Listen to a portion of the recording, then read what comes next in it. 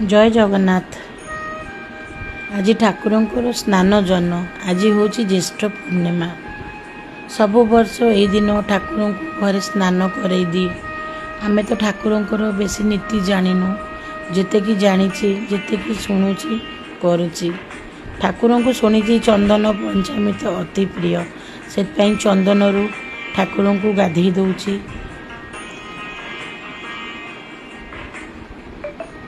जेते कि नीति आमे पारुछु आमे करि पारबे। आम पाखरे कौन अच्छी खाली ताकुंको पई श्रद्धा, मनरे भक्ति।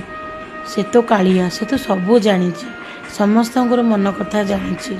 आमको कौन दरकार कौन नाही, आम पई कौन भल कौन नाही, बस ठाकुरंक पई मनरे भक्ति दरकार, आउ किछि नाही।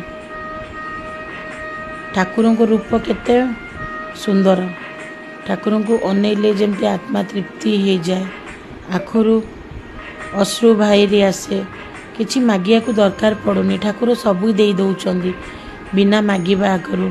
मोर आंठुआ गोपाल मोर जगन्नाथ, तांको पई आज मो घर केते सुंदर महकुची। एबे ठाकुर अनसरे चल जिबे, तांको देह खराब हो जिवो। ठाकुर को स्नान करके तांको पूजा सारुची। आपण मानकु समस्त को बहुत बहुत धन्यवाद। जय